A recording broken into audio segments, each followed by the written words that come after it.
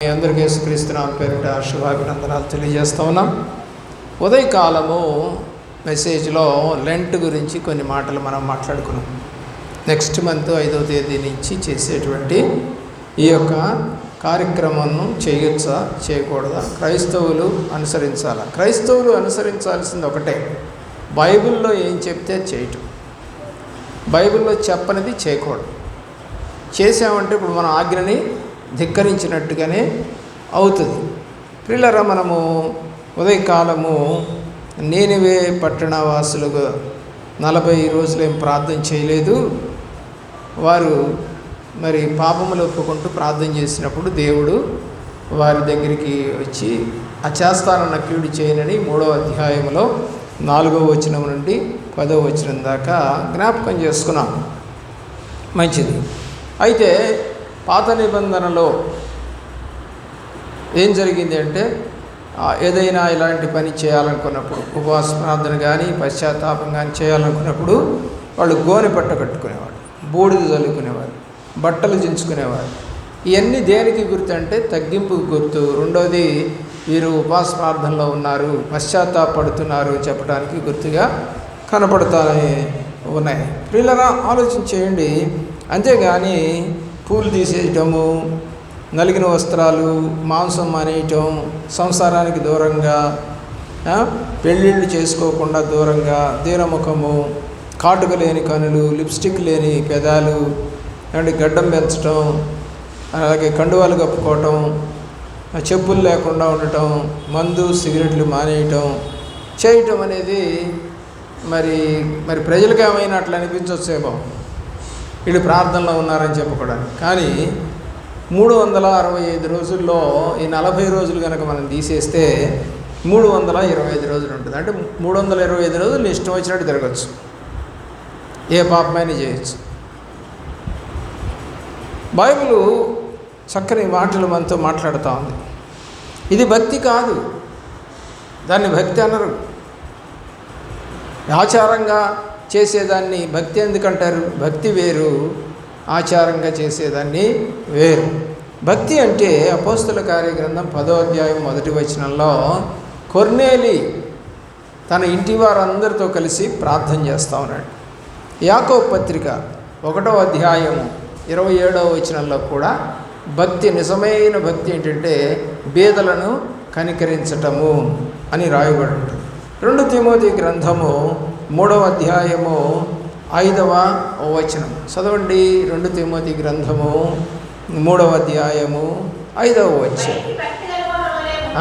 పైకి మాత్రం భక్తిగా కనపడతారు. ఏంటి? కండువాలు కప్పుకోవటం, ఏమండి, అలాగే చెప్పులు లేకుండా ఉండటం, దానికి సపరేట్ డ్రెస్ కోడ్. ఏది? ఉపవాస ప్రార్థన కూడా డ్రెస్ కోడ్ కావాలా? చూడండి, ఆలోచించండి. కొంతమంది పైన ఒక రకమైన కండువా కప్పుకుంటే వాళ్ళు ప్రార్థనలో ఉన్నారు. మరి హిందువులు కూడా అలాగే మరి వారి దేవుళ్ళకు చేసేటప్పుడు కొంతమంది నల్లగుడ్డలు, కొంతమంది ఎర్రగుడ్డలు, కొంతమంది పసుపు గుడ్డలు, కొంతమంది కాషాయ గుడ్డలు, ఇలాగ మార్చుకుంటారు. అంటే ఒక్కొక్క దేవుడికి ఒక్కొక్క రకమైనటువంటి కలర్. మరి వీళ్ళు కూడా ఏం చేశారు? యేసు ప్రభు వారికి కూడా వాళ్ళు వేసుకొని కలర్ ఏదో అంటే బ్లూ కలర్ వేస్తున్నారు. అది కాదు భక్తి అంటే. భక్తి అంటే ఏమండి? నిష్కళంకమైనటువంటి మనస్సు కలిగి బీదలకు సహాయం చేయటమే. ప్రియులారా, యెషయా గ్రంథం 58వ అధ్యాయం 3వ వచనం నుండి 5వ వచనం దాకా నిజమైన ఉపవాసాన్ని గురించి ప్రభువారు మాట్లాడుతూ వచ్చారు యెషయా ద్వారా. 58వ అధ్యాయము 3వ వచనం నుండి 5వ వచనం వరకు.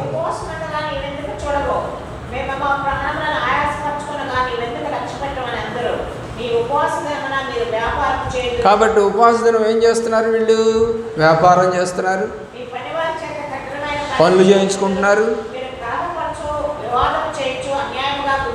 అంటే చర్చికి వచ్చేమో ఉపవాస ప్రార్థన, ఇంట్లోనేమో మీ భర్తలకి మీ పిల్లలకి ఏమో అన్నం ఆ కూర ఉండాలా, ఈ కూర ఉండాలా, మరి దాంట్లో రుచులు, మళ్ళీ టయానికి భోజనం పెట్టడం. మరి అయ్యగారు కాసేపు నేను ఇంటికి వెళ్ళి వస్తాను, మళ్ళీ ఒక అరగంటకు వస్తాను, సగం ప్రార్థనలు. ఇవన్నీ నిజమేనా? నిజమైన ఉపవాసమేనా? కాదు.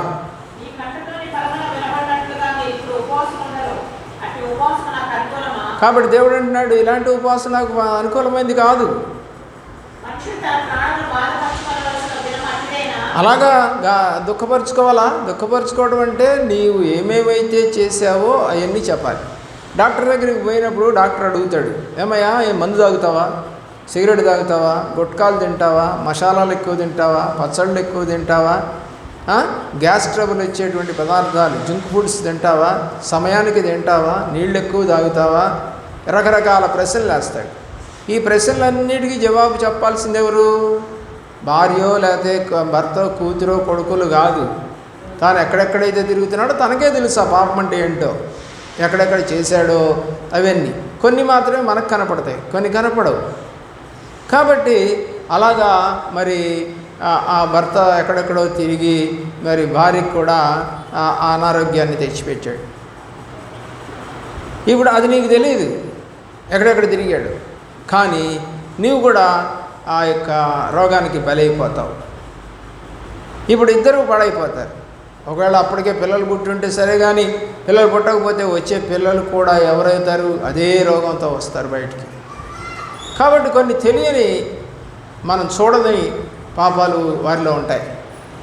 అలాగే మనం పని చేసే చోట, మన బంధువుల దగ్గర, స్నేహితుల దగ్గర రకరకాల తప్పులు మనలో ఉంటాయి. అవన్నీ కూడా మనం ఏం చేసుకోవాలంటే, ఉదయకాలం చెప్పాను, మిస్పా దగ్గరికి ఏం చేశారండి వాళ్ళు? లోతుగా ఉన్నటువంటి నీళ్లను చేదారు. అంటే లోతుగా, హృదయం ఎంత లోతైనది కాబట్టి దానిలో నుంచి చేదాలి బయటికి. ఏది? పాపాన్ని చేది ఏం చేయాలంట? మీద పోసుకున్నారా? కాళ్ళు కడుక్కున్నారా? లేదు, పారబోసిరి అని రాసింది. పాపాన్ని ఇంకా పారేయాలి. ఇంకా అలాగే దాచుకొని మళ్ళీ ఇంకో రోజు చేసుకుంటూ పోతే, అందుకనే దేవుడు మత్తయి సువార్తలో చెప్పింది 6వ అధ్యాయంలో, ఏనాటికి వీడు ఆనాటికి చాలు. ఇప్పుడు తప్పు చేసావు, ఈరోజు ఒప్పుకో, లేదంటే పేరబెట్టబాకు. కాబట్టి ఇలాగ ఉండి నువ్వు ఉపవాసం ఉంటే అది నాకు అనుకూలమైనటువంటి ఉపవాసం. గుద్దులాడుకుంటుంటారు అని కూడా రాశాడు అక్కడ. ఏమండి? వాదులాడుకుంటారు, గుద్దులాడుకుంటారు, వ్యాపారం చేస్తారు, అన్నీ కూడా చేసుకుంటూ ఉపవాసం అండి అంటారు. ఎన్ని గంటలు ఉంటావు ఉపవాసం? 1 గంట, 2 గంటల, 3 గంటల, లేకపోతే 5 గంటల, 7 గంటల, మిగతా టైం అంతా మళ్ళీ లోకంలోనే కలిసిపోతావు. ఏదన్నా ధ్యానం ఉందా? ప్రార్థన ఉందా? వాక్యం చదువుతావా? ఎవరికైనా చెప్తావా? పిచ్చాపాటి చేసుకోవటమే సరిపోతా ఉంది తప్ప దేవుడి యొక్క ధ్యానం చేసినటువంటి వాక్యాన్ని ఇతరికి పంచలేనప్పుడు, మనం తిన్నప్పుడు భోజనాలు ఎలా ఉన్నాయని అడుగుతాం. పెళ్లి నుంచి వచ్చేటప్పుడు, అమ్మా ఎలా ఉన్నాయి భోజనాలు? పలానాది బాగాలేదు, పలానాది బాగాలేదు. రెండోది, పెళ్లి కొడుకు ఎలాగున్నాడు, పెళ్లి కూతురు ఎలాగుంది, వైభవంగా చేశారా, నార్మల్గా చేశారా, చుట్టాలందరూ వచ్చారా? ఎన్ని ప్రశ్నలు వేస్తావు? మరి దేవుడి దగ్గరికి వచ్చినప్పుడు ఎందుకు వేసుకోవు? నేను సరిగా నడుస్తున్నానా, సరైన ఉపవాసమేనా, సరైన ప్రార్థనేనా, సరిగానే దేవుడి కోసం ఇష్టంగా నడుస్తున్నానా, ఇవన్నీ ఎందుకు అనుకో. కాబట్టి కొన్ని మాత్రమే అనుకొని కొన్ని అనుకోకుండా ఉంటే దేవుడికి అది అనుకూలమా అని రాశాడు ఆయన. ఇలాంటి ఉపవాసమా నాకు అనుకూలమైంది కాదు కదా. భక్తి అంటే నిష్కళంకమైనటువంటి మనస్సు అనేది అవసరమని యాకోబు 1:27లో రాశాడు. క్రీస్తు పూర్వం 485వ సంవత్సరం నుండి 464, క్రీస్తు పూర్వం అంటే సంవత్సరాలు వెనక్కి వెళతాయి, క్రీస్తు శకం అంటే సంవత్సరాలు ముందుకెళతాయి. ప్రియులారా, అప్పుడు ఎస్తేర్ అనేటువంటి ఒక అమ్మాయి తన వాళ్ళని హామాను చంపాలని తీర్మానం చేసుకొని మరి కాగితం కూడా తీసుకొని రెడీగా ఉన్నాడు. ఆ సమయంలో తన పినతండ్రి అయినటువంటి మొర్దెకై చెప్తున్నాడు, నువ్వేదో కోటలో హాయిగా ఉన్నానని అనుకుంటున్నావేమో, దేవుడు నీ ద్వారా తప్పితే ఇంకొక ద్వారా తెరిచి మమ్మల్ని కాపాడుతాడు అని చెప్పేసి వర్తమానం పడతాడు. ఆ వర్తమానం విన్నటువంటి ఎస్తేరు ఏం చేసింది అని కనుక మనం ఆలోచన చేస్తే 3వ అధ్యాయం 13వ వచనం నుండి 15వ వచనం దాకా, 4వ అధ్యాయము 1 నుంచి 3 వచనాల్లో, సరే నేను నా చెలికత్తెలతో ఉపవాసం ఉంటాను, మీరు కూడా ఉపవాసం ఉండండి అన్నప్పుడు ఆ యొక్క దేశమంతా చాటించి యూదులందరూ ఎక్కడున్నారో, ఏ ఊర్లో ఉన్నారో, ఆ దేశంలో ఏ ఊర్లు ఉన్నాయో ఆ ఊర్లన్నింటిలో వాళ్ళు యూదులు ఏం చేశారంట? ఉపవాసం ఉన్నారంట. మరి మీ ఇంటి వారంతా ఉపవాసం ఉంటే మేలు జరగదా? జరుగుద్ది. పోనీ నువ్వు చేసే ఉపవాసం కరెక్ట్గా ఉందా? అప్పుడైనా మేలు జరుగుతుంది. కాబట్టి ఒడంబడిక చేసుకోవాలి దేవుడితో, ఒడంబడిక చేసుకొని ప్రార్థన మనము చేయగలగాలి. అలాగే దేవుడు ప్రేమించిన పిల్లరా, క్రీస్తు పూర్వం 550వ సంవత్సరంలో మరి దానియేలు భక్తిపరుడు, ప్రార్థనాపరుడు, శ్రేష్టమైన బుద్ధి గలవాడు, దేవునికి ఇష్టమైన వాడు. ప్రియులరా, దానియేలు భక్తి చేశాడు, ప్రార్థన చేశాడు. 9వ అధ్యాయము 13వ వచనం నుండి మరి మనం కనుక చూస్తే 13 నుంచి 19వ వచనం దాకా దానియేలు ప్రార్థన మనకు కనబడుతుంది. ప్రియులరా, 20వ వచనం దాకా కూడా కనబడుతుంది. అయితే ఇక్కడ ఎన్ని రోజులు ఉన్నాడు అనేది మాత్రం కనబడదు. ప్రార్థన అయితే చేశాడు, చాలా విస్తారంగా చేశాడు. మా పితరుల పాపం, మా పాపం, మీకు వ్యతిరేకంగా తిరిగాం, ఇన్ని చేసాం, అన్ని చేసాం అని అన్ని ప్రార్థనలు పెట్టాడు ఆయన. అయితే ఎన్ని రోజులు అనేది 9వ అధ్యాయంలో మీకు కనపడదు. 10వ అధ్యాయానికి వస్తే దేవుని ప్రేమిస్తున్న పిల్లలు 1వ వచనం నుండి 4వ వచనం దాకా మీరు కనుక గమనిస్తే ఎన్ని రోజులు ఉన్నట్టు కనబడుతుంది? 21 రోజులు. 3 వారాలు అన్నాడు. వారానికి 7 రోజులు కాబట్టి 3 వారాలు అంటే 3 ఏళ్ళు 21 రోజులు. కాబట్టి అప్పుడేమైనా అతను బూడిద పోసుకున్నాడా? లేదు.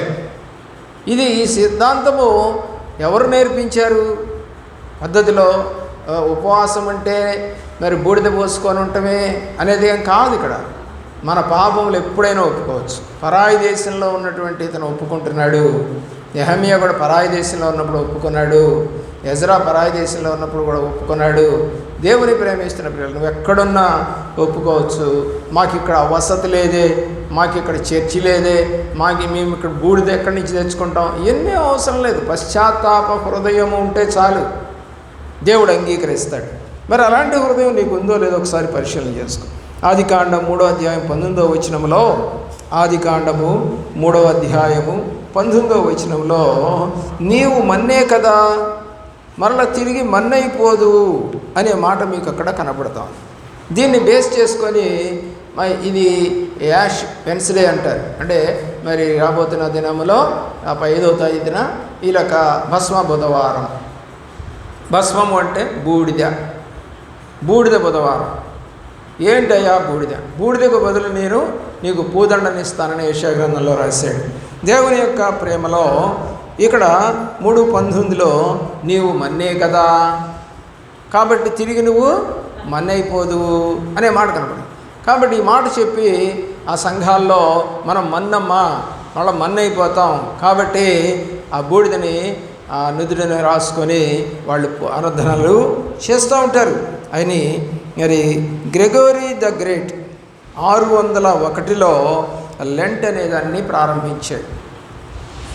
దేవుని యొక్క ప్రేమలో మరి మనం గనక చూసినట్లయితే అదే నేటికి కూడా ఇప్పటికీ కూడా అదే కంటిన్యూ అవుతుంది. ఎప్పటిదాకా అండి? ప్రభువారు చనిపోయిన తర్వాత దరిదాపుగా 600 సంవత్సరాల తర్వాత వచ్చింది ఇది. మరి అపోస్తలులైన పౌలు చెప్పారా? అపోస్తలు ఎవరు చెప్పలేదు కదా, ఇలా ఉండండి మీరు లెంట్ పాటించండి అని. ఏ ఒక్క దేశానికి వెళ్ళినా వాళ్ళు చెప్పారా? లేదు, వాళ్ళు చనిపోయారు కూడా. అపోస్తలంతా చనిపోయారు. తోమా కూడా చనిపోయాడు. ఇంకెవరు? తోమా మరి భారతదేశానికి వచ్చి ఏమైనా లెంట్ పాటించండి అని ఎవరికైనా చెప్పాడా? చేశాడా? ఆయన ఉన్నప్పుడు దరిదాపుగా 20 ఏళ్ళు ఉన్నాడు అతను మన యొక్క కంట్రీలో. మరి అప్పుడు కూడా ఆయన చేయలేదు కదా అతను. మరి ఎవరు నేర్పారు ఇవి? ఎప్పుడో 601వ సంవత్సరంలో గ్రెగరీ ద గ్రేట్ అనే అతను ఇక లెంట్ అనేది ప్రారంభించాడు. అదే నేటికి కూడా అంచెలంచెలుగా ఆర్సీఎం వారి నుండి ప్రొటెస్టెంట్ వారి దగ్గరికి కూడా ఇది వచ్చేసింది. ప్రొటెస్టెంట్లు రకరకాలుగా ఈ యొక్క ప్రార్థనలు చేస్తారు. కొంతమంది ఏమో ప్యాషన్ ఆఫ్ ది వీక్ అంటారు, అంటే వారం రోజులు చేస్తారు. కొంతమంది ఏమో గురు శుక్ర శని ఆది చేస్తారు. కొంతమంది ఏమో చివరి 3 రోజులు గుడ్ ఫ్రైడే నుంచి చేస్తారు. రకరకాలుగా కొన్ని సంఘాలు చేస్తాయి. మనం కూడా ప్యాషన్ ఆఫ్ ది వీక్ అని మనం కూడా చేస్తూ ఉంటాం. రోజు ప్రార్థనలు కూడా పెట్టేవాడు. కానీ ఎవ్వరికి కూడా మారు మనసు రాల, పశ్చాత్తాపం రాల. వచ్చాం, ఏదో వైగారు చెప్పారు, మరి వెళ్తే బాగుంటుందేమో అని మందిరానికి వచ్చేవి తప్ప నువ్వు నిజమైన పశ్చాత్తాపం పొందావా ఈ యొక్క 25 సంవత్సరాల్లో? లేదు కదా. నిజమైన పశ్చాత్తాపం పొందితే ఇప్పుడు మీ పిల్లలు ఎక్కడ ఉండాలండి? ఉన్నత స్థితిలో ఉండాలి. ద్వితీయోపదేశకాండం 28వ అధ్యాయం ప్రకారం ఉన్నత స్థితిలో ఎందుకు లేరంటే నిజమైన పశ్చాత్తాపం కాదు అది. నిజమైన పశ్చాత్తాపం ఉన్న చోటల్లా మీ పిల్లలు ఏడ్చినా, భర్త భార్య ఏడ్చినా ఎంత ఓదారుస్తాం చెప్పండి. అలాగ నువ్వు కూడా నిజంగా ఏడ్చింటే దేవుడి దగ్గర ఆయన ఓదార్చు దేవుడు, కనికరించు దేవుడు, కాపాడు దేవుడు, ఆశీర్వదించు దేవుడు, మేలు చేయి దేవుడు, నీ యొక్క అక్కర్లన్నీ తీర్చే దేవుడు. ఎన్ని రకాలుగా ఆయన చెప్పుకున్నాడు, నమ్మదగినవాడు. కాబట్టి దేవుని ప్రేమించిన ప్రియా బిడ్డలారా, ఆలోచన చేయండి ఒక్కసారి. మీ హృదయములను తెరిచి నేను ఎలాగా నడుస్తున్నాను. యోవేలు గ్రంథం 2వ అధ్యాయము 13, 14 వచనాల్లో ఏమండి, హృదయాలను చించుకోవాలి తప్ప వస్త్రములను కాదు. పాపము బయటికి రావాలి. హృదయం చించుకుంటేనేమో పాపం బయటకు వస్తుంది. వస్త్రము చించుకుంటే పాపం ఎందుకు బయటకు వస్తుంది? రాదు. చదవండి ఆ మాట.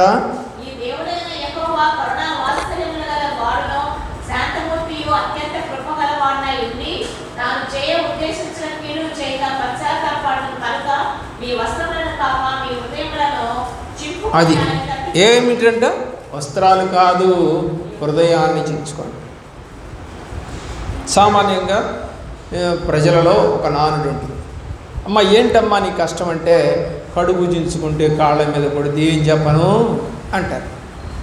అంటే అంత బాధ ఉందన్నమాట లోపల. ఈ బాధ అంతా తెరిస్తే తెలుస్తుంది.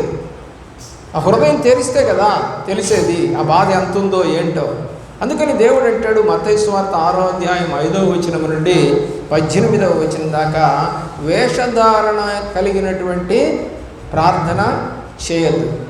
నీవు నీ గదిలోనికి వెళ్ళి తలుపు వేసుకొని పరమందున్న దేవునికి నువ్వు గనక ప్రార్థన చేసినట్లయితే ఆయన ప్రతిఫలం ఇచ్చును అని రాసింది అక్కడ. కాబట్టి ఎలాంటి ప్రార్థన చేయాలి? అందరు చూస్తుండగా ప్రార్థన చేస్తే ఇవి ఎంతో ప్రార్థన చేస్తున్నారని అనిపించుకోవాలా? లేకపోతే సుదీర్ఘ ప్రార్థన చేస్తే ఏమో ప్రార్థన బాగా వచ్చు అని అనుకోవాలా? అందరి గురించి ప్రార్థన చేస్తుంటే అమ్మో ఏమో చాలా మంచిదండి అని అనుకోవాలా? అది కాదు ప్రార్థన అంటే. ప్రార్థన అంటే మనల్ని మనము పాపమును మనం ఒప్పుకుంటూ చేసేదాన్ని ఉపవాస ప్రార్థన.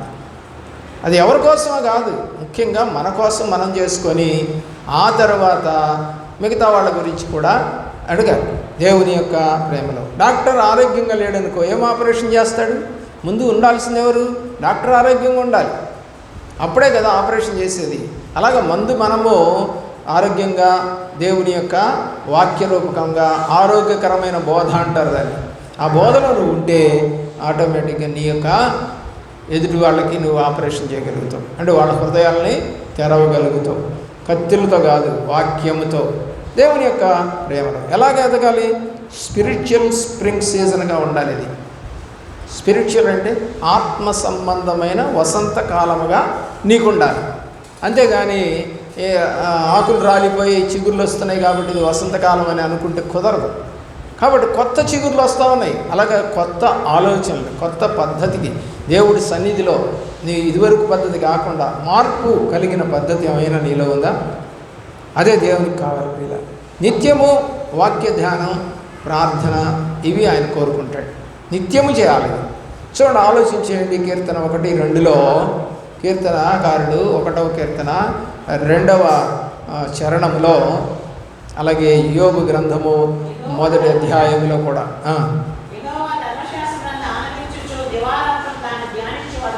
ఎవరు ధన్యులో రాశాడు బైబిల్లో. నువ్వు వాక్యం చూస్తే నీకు అర్థమవుతుంది. ఏమంటున్నాడు? దేవుని యొక్క ధర్మశాస్త్రమును దివారాత్రములు ధ్యానించువారు ధన్యులు, వారు నీటి వరణ నాటబడినటువంటి చెట్టు వలె ఉండి ఆకు వాడక అని రాసి ఉంది కింద భాగంలో. కాబట్టి దేవుని ప్రేమిస్తున్నటువంటి ప్రియబిడ్డలారా, యెహోషువ గ్రంథము, దేవుడు యెహోషువని ఎన్నుకున్న తర్వాత నాయకుడిగా, మోషే తర్వాత మోషేకి ఆ యొక్క యెహోషువకి చెప్తా ఉన్నాడు దేవుడు. 7-8 వచనాలు. 7-8 వచనాలు.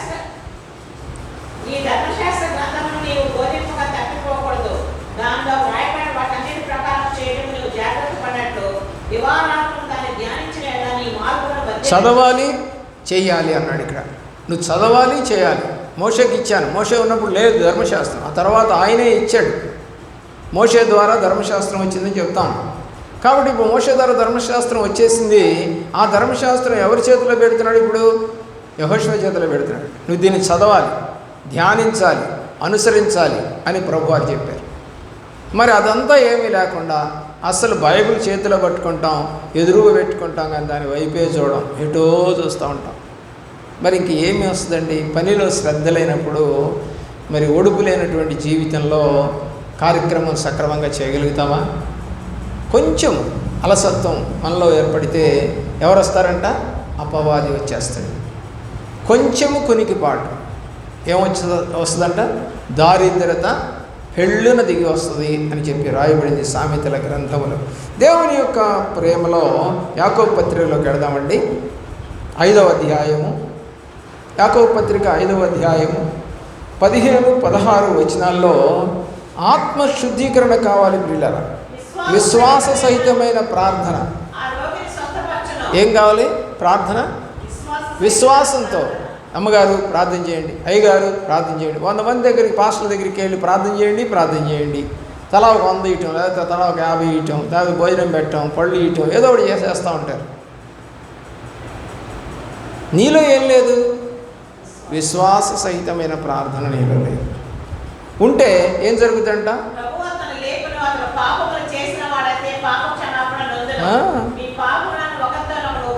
అది దేవుని ప్రేమిస్తున్న విశ్వాస సహితమైన ప్రార్థన రోగిని బాగు చేస్తుంది. ఎన్నాళ్ళు విశ్వాసం లేకుండా ఉంటావు నువ్వు? ఎన్నాళ్ళు ఇతరుల మీద ఆధారపడతావు?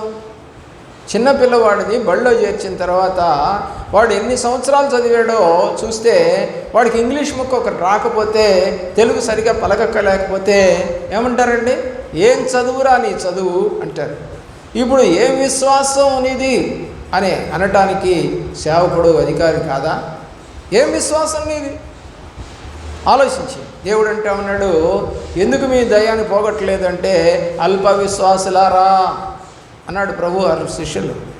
ఎంతకాలం నేను మీతో ఉంటాను అని దేవుడు మాట్లాడుతూ ఉన్నాడు. ఎప్పుడైతే వాళ్ళు కూర్చొని 10 రోజులు మేడగదిలో ప్రార్థన చేశారో అప్పుడు వాళ్ళ మీదకి దేవుని పరిశుద్ధాత్మ శక్తి దిగింది. అప్పుడు నుంచి వాళ్ళు అద్భుతాలు చేయడం మొదలుపెట్టారు. మరి అప్పటిదాకా యేసుప్రభుతో తిరిగి కూడా చేయలేనటువంటి అద్భుతాలు యేసుప్రభు లేని కాలంలో చేయడం మొదలుపెట్టారు. దేవుడి కోసం ప్రయాణం చేశారు. అంతేగాని సేవకుడు ఉంటేనే అని కాదు, సేవకుడు ఉన్నా లేకపోయినా. పౌలు భక్తుడు తిమోతితో అంటాడు, నేను ఉన్నప్పుడు మరియు నేను లేనప్పుడు కూడా నీ యొక్క రక్షణను కాపాడుకో అని చెప్పాడు. కాబట్టి మనుషులు ఎవరో చూస్తున్నారని సర్దుకోవడం కాదు, మనుషులు ఉన్నా లేకపోయినా దేవుడు చూస్తున్నాడు. మరి మందిరం చుట్టూ వాక్యాలు ఉన్నాయి, ఆ వాక్యాలు నీతో మాట్లాడుతూ ఉంటాయి. ఆలోచన చేయవలసిందిగా కోరుతా ఉన్నాం. దేవుని యొక్క ప్రేమలో లెంట్ చివరి దినాన్ని పస్కా ఆచరించడం, దానిని హిబ్రీ భాషలో ఆబర్ అని అంటారు. ABAR, ఆబర్. గ్రీకులో పస్కా అని, ఇంగ్లీష్లో పాస్ ఓవర్ అని లేదా ఎక్సోడస్ అని పస్కా అని పిలుస్తారు. చివరి దినం మనం చేసేది కూడా అదే.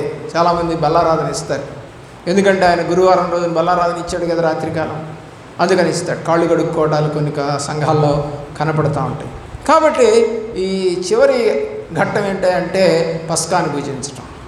ఇక్కడ పస్కా ఎవరు? యేసు ప్రభువే. గొర్రెపిల్ల ఎవరు? యేసు ప్రభువే. అంటే పస్కా బలి పశువుగా మన కొరకు ఆయన చనిపోయాడు. హెబ్రీయుల పండుగల్లో ప్రధానమైనటువంటి పండగ ఈ యొక్క పస్కా అనేది. నిర్గమాకాండం 12వ అధ్యాయము 14వ వచనం మరియు 40వ వచనం ప్రకారంగా దేవుడు ఏం చెప్పాడంటే ఈ పస్కా మీరు చేయాల్సిందే, ప్రతి సంవత్సరం చేయాలి. కాబట్టి మేము కూడా ప్రతి సంవత్సరం గుడ్ ఫ్రైడే చేస్తామండి, ప్రతి సంవత్సరం 40 రోజులు ఉపవాసం ఉంటామండి, ఏమంటే ప్రతి సంవత్సరం ఈస్టర్ చేస్తామండి. అయితే డేట్స్ ఎందుకు చేంజ్ అవుతున్నాయో ఆలోచించేయండి. చనిపోయిన రోజు ఎందుకు మారుతుంది? క్యాలెండర్ ఒక్కోసారి ఫిబ్రవరి, ఒక్కోసారి మార్చి, ఒక్కోసారి ఏప్రిల్ ఎందుకు వస్తుంది? ఈ సంవత్సరం ఏప్రిల్లో వస్తూ ఉంది. 19వ తేదీన తోటి ముగిస్తాయి ప్రార్థనలు, 20వ తేదీన ఈస్టర్. ఎందుకని? పోయిన సంవత్సరం మార్చిలోనే వచ్చిందే, ఎందుకు తేడా వచ్చింది అని ఆలోచన చేస్తే ఆ యొక్క యూదులు చాంద్రమాన క్యాలెండర్ ప్రకారం, అంటే ఇప్పుడు హిందువులు ఎలాగైతే క్యాలెండర్ చూస్తారో సూర్య నక్షత్రాదులను చూసి, ఏమండి అమావాస్య వస్తుంది పెళ్ళి పెట్టుకోవద్దు, నిండు పూర్ణిమ వద్దు, నవమి వద్దు, అష్టమి వద్దు అని కొన్ని లెక్కలు కట్టుతూ ఉంటారు ఈ యొక్క పూజారి. మరి వాళ్ళలాగానే నువ్వు చేస్తున్నావు కదా, మరి డేట్ ఎందుకు మారిందని ఎవరు ప్రశ్న వేయరు ఎందుకని? ఏమండి పోయిన సంవత్సరం ఈ డేట్లో చేసాం, ఈ సంవత్సరం ఎందుకండి ప్రభువారు చనిపోయిన తేదీ మారింది? క్యాలెండరు వాళ్ళది చాంద్రమానం ప్రకారంగా నడుస్తుంది. ముస్లిమ్స్ కూడా చాంద్రమాన ప్రకారమే నడుస్తారు. రేపు మార్చి నుంచి వాళ్ళకి 2వ తేదీ నుంచి రంజాన్ మాసం మొదలవుతుంది. మరి వాళ్ళు హిందువుల ఆచారమే, క్రైస్తవులు హిందువుల ఆచారమే, హిందువులు ఎట్లాగో హిందువుల ఆచారం. మరి నీకు తేడా ఎక్కడ కనబడతా ఉంది? అందరూ చెప్తున్నారు కాబట్టి చేస్తున్నారు. ఎక్కడి నుంచి వస్తాయి ఈ ఆర్డర్స్ చెప్పండి? వాటికన్ సిటీ నుంచి వస్తాయి, పోపు గారి దగ్గర నుంచి వస్తాయి. ఫలానా తేదీ నుండి ఫలానా తేదీ వరకు ఈ పండగలు అని ముందుగానే 10 సంవత్సరాల క్యాలెండర్ ముందుగానే ఇచ్చేస్తారు. దేవుని యొక్క ప్రేమలో ప్రియులరా, దేవుడు కోరుకుంటా ఉన్నదేంటో అది చేయకుండా, మరి చెప్పింది చేయకుండా మన ఇష్టం వచ్చింది. నిర్గమాకాండం 12వ అధ్యాయము 29-30 వచనాలు. 12వ అధ్యాయం 29-30 వచనాలు. ఐగుప్తులో ఘోష వినపడతా ఉంది, కానీ ఇశ్రాయేలు గృహాల్లో సంతోషంగా ఉన్నారు. చదవండి.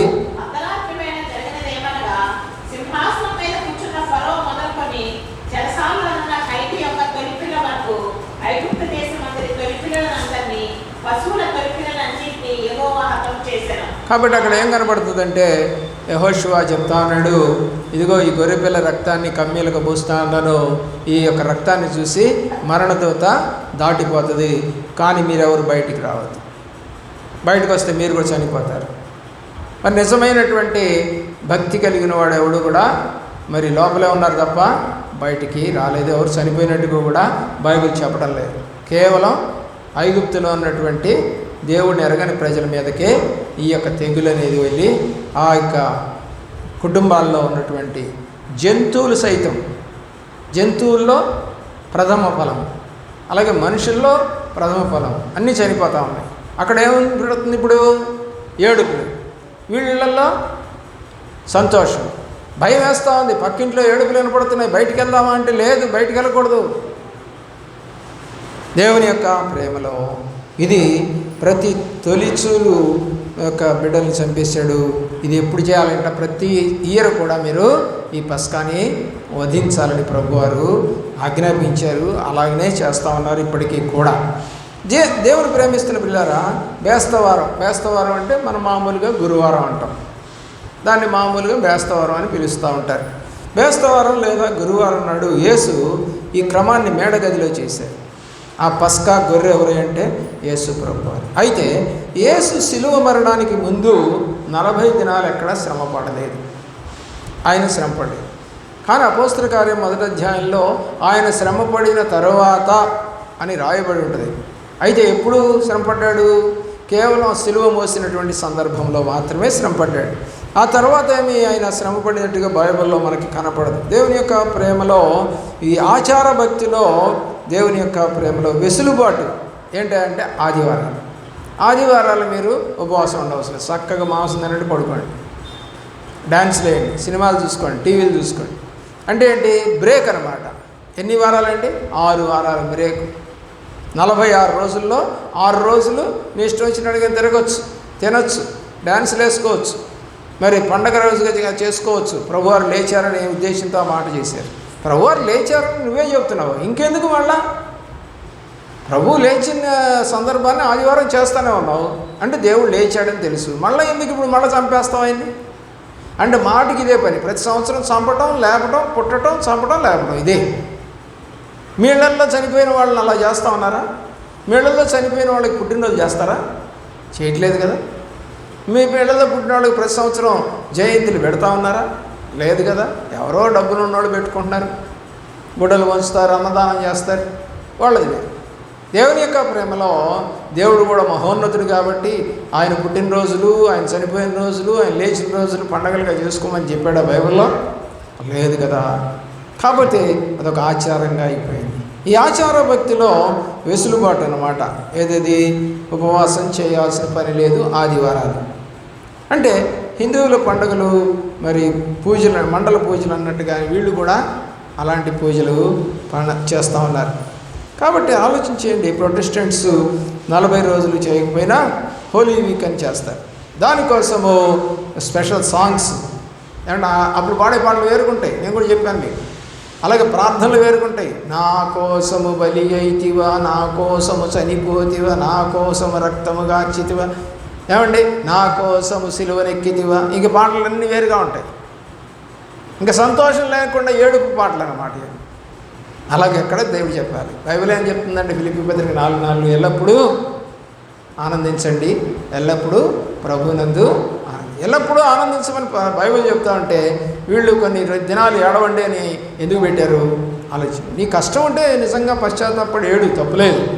దేవుని యొక్క మార్గంలో ఉన్నాడు. కొరింథీయులకు రాసిన మొదటి పత్రిక 15వ అధ్యాయము 31వ వచనం. 15వ అధ్యాయము 31వ వచనం. దినదినము చనిపోతున్నారన్నాడు. చదవండి త్వరగా.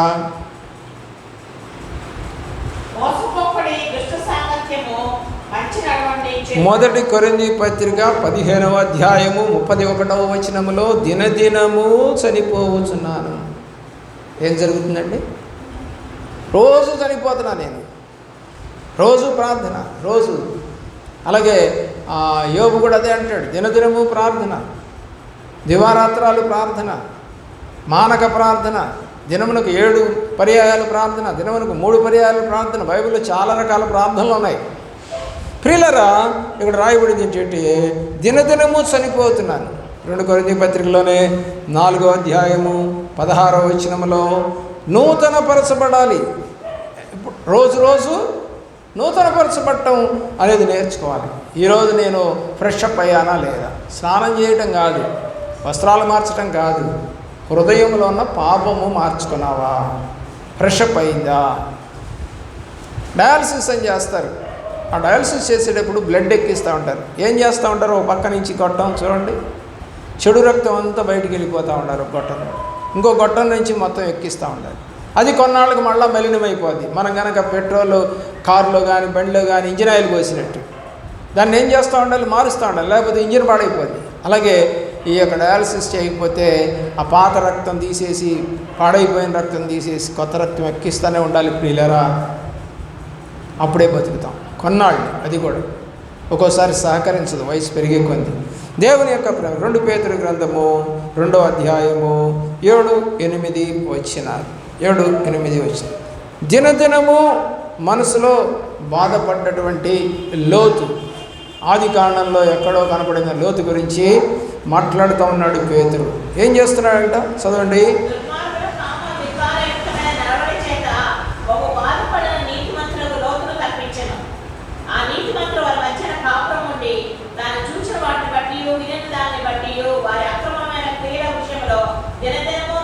అది దినదినము అయ్యో వచ్చి ఇక్కడ పడ్డానేంట్రా బాబు, ఇంత చండాల మనుషుల దగ్గర ఉన్నానేంట్రా బాబు, రోజు బాధపడ్డాడంట.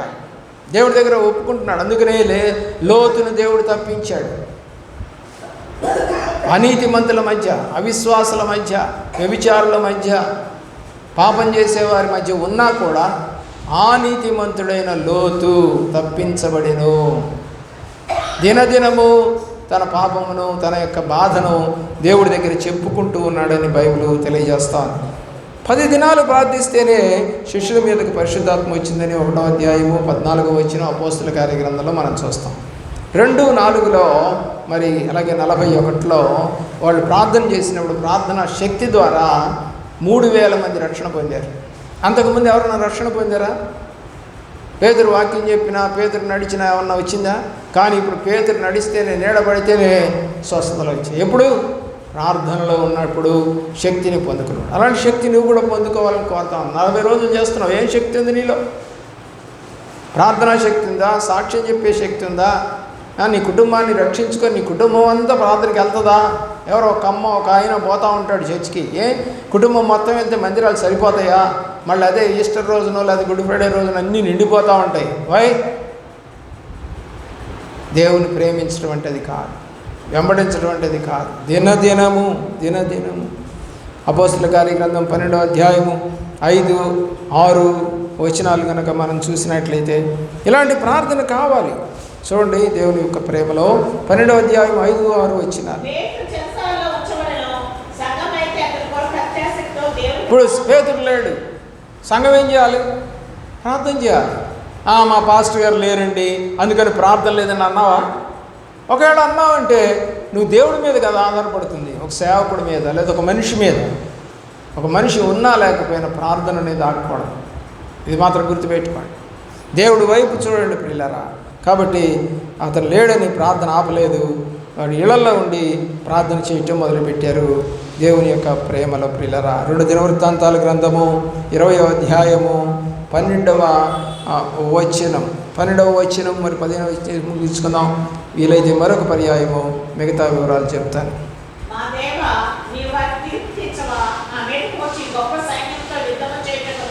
మాకు శక్తి చాలదు, ఏమి చేయటకును మాకు తోచదు, నీవే మాకు దిక్కని ప్రార్థన చేశాను. 15వ వచనం. యోధావారారా, యెరూషలేము కాపురస్తులారా, యెహోషాపాతు రాజా, మీరందరూ ఆలపించుడి. యెహోవా సెలవిచ్చినదేమనగా, ఈ గొప్ప సైన్యములకు మీరు భయపడకుడి, జడియకుడి. ప్రార్థన చేసినప్పుడు ఏమి అభయం ఇచ్చాడు దేవుడు? భయపడొద్దు. జడియకుడి, యుద్ధం మీరు కాదు, దేవుడు నేను చేస్తానని చెప్పాడు. ప్రార్థనలో యెహోషాపాతు చెప్తా ఉన్న మాట, భయపడబాకండి, దేవుడే యుద్ధం చేస్తాడట మన పక్షాన అని చెప్పాడు. ఇలాంటి ప్రార్థన కావాలి, జవాబు కలిగిన ప్రార్థనలు. నీ కుటుంబాన్ని రక్షించుకోవడానికి కనీసం ఈ 40 రోజులు ఏమైనా ఉపయోగిస్తావా? దినదినము గంట ప్రార్థన చేయమని చెప్పాను మీకు, మీ కుటుంబాన్ని కట్టుకోవాలంటే. కాబట్టి ఈ సంవత్సరం కూడా నీ కుటుంబాన్ని కట్టుకోలేకుండా ఉన్నటువంటి అపవాది చేత పట్టబడి గంట సేపు ప్రార్థన చేయలేకపోతున్నావా? అంటే ఈ సంవత్సరం కూడా మరి గత సంవత్సరం లాగానే గడిచిపోతుందా? రక్షణ లేకుండానే ఈ సంవత్సరం కూడా గడిపేస్తావా నీ కుటుంబంతో? ఆలోచించు. రోజుకొక గంట మీ కుటుంబం గురించి మాత్రమే, ఎవరి గురించి చేయొద్దు. వాళ్ళు రక్షణ పొందాలి, ప్రభువా ప్రభువా ప్రభువా అని కాళ్ళు పట్టుకుంటే కార్యం జరుగుద్దని చెప్పాను. కానీ మీరు అలాగే చేయటం లేదు. మార్పు పొందట్లేదయ్యా అంటున్నారు. మార్పు రావాలంటే నువ్వు ప్రార్థన ఉండాలి. ఇప్పుడు యుద్ధంలో జయించాలంటే వాళ్ళకి ఏముండాలి? ప్రార్థన ఉండాలి, పాపాలు ఒప్పుకోవడం ఉండాలి, పశ్చాత్తాపం ఉండాలి. ఇవి లేకుండా 40 రోజుల ప్రార్థనలు నువ్వు చేసినా ఏం ఉపయోగం లేదు. మళ్ళా 325 రోజులు నువ్వు ఏం చేస్తావు? కూలి పెట్టుకోవచ్చు, మాంసం తినచ్చు, సంసారం చేయవచ్చు, పెళ్ళిళ్ళు చేసుకోవచ్చు, పేరెంటాలు చేయొచ్చు, అన్నీ చేయొచ్చు. ఉపయోగమా? ఎక్కువ టైం దేవుడికి ఇస్తున్నావా? లేదు. మోకరించండి.